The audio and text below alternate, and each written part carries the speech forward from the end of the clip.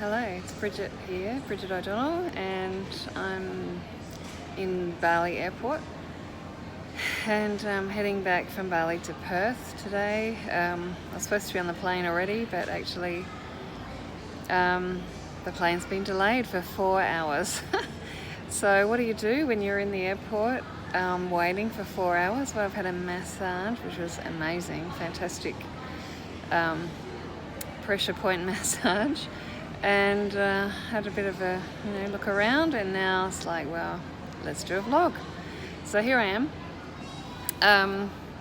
found a quiet spot and looking at the planes taking off.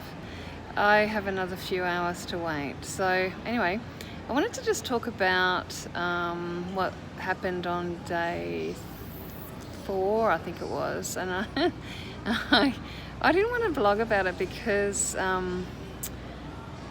I don't know, I guess I was feeling a bit ruffled, maybe a bit uncomfortable with it, and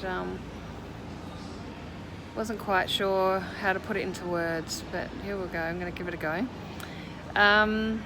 We met this guy at King, I think it was King camp, and he was just chatting to us over dinner, and then at one point he said, I think I might sign in, because we sign in a book. There's books at each hut, so that if you get into trouble they can track you and work out where you might be from your entries in the book. I'm not sure if you can hear me over the announcement there. And he said to me, just randomly, he said, I think I might sign in as Ivan Malat. And I was like horrified, and I figured he was joking, but it just struck me as really odd.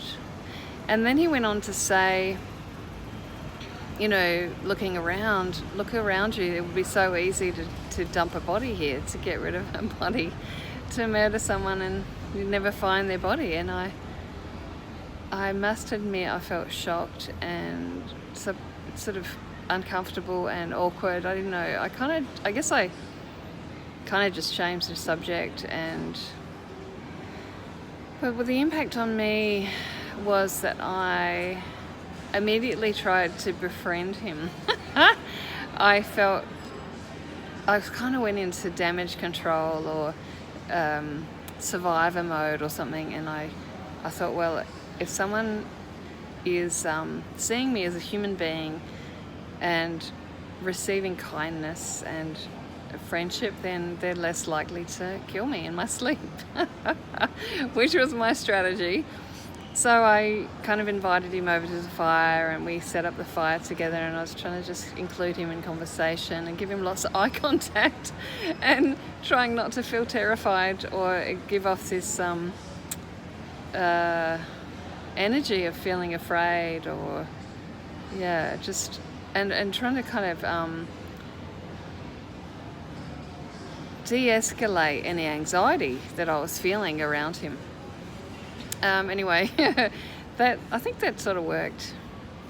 And then, but I just went to bed. I noticed there was anxiety in me when I went to bed that night to my tent, and a bit of worry. But there were actually a whole bunch of kids turned up that night, a school group, two teachers and a bunch of delightful teenagers. So I kind of felt like, well, if anything's going to happen, it's not going to happen with these witnesses here. And then in the morning, it was fine. I was alive. I was very joyous and grateful to be still alive. And but what the impact on me was that the whole day, he said he was going to go the other way. He wasn't going to travel the same way as us. It was a big relief for me to hear that. But it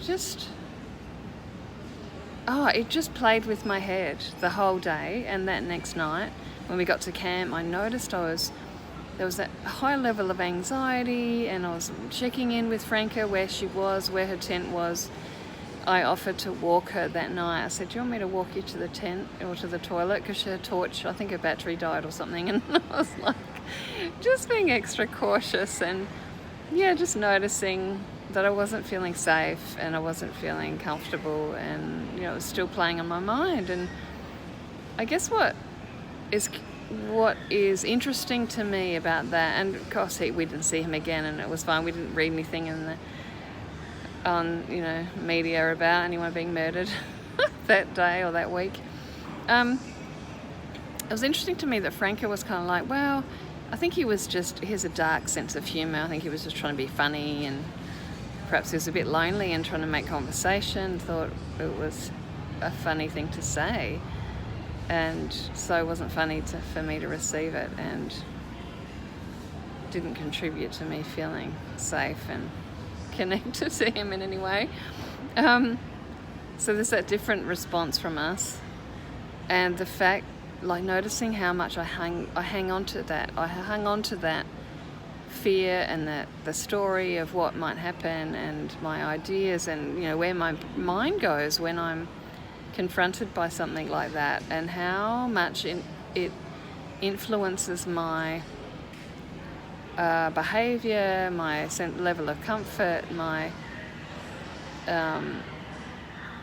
my experience of life, and how powerful that is, and how I don't want that.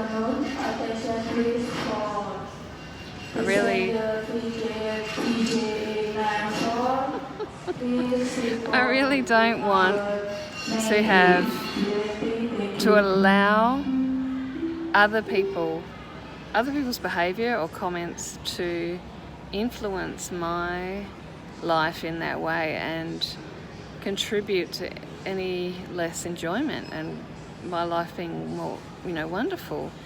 So how can I do that? I guess really check in about what is true. When I have these thoughts and these fears and these anxieties, is that true?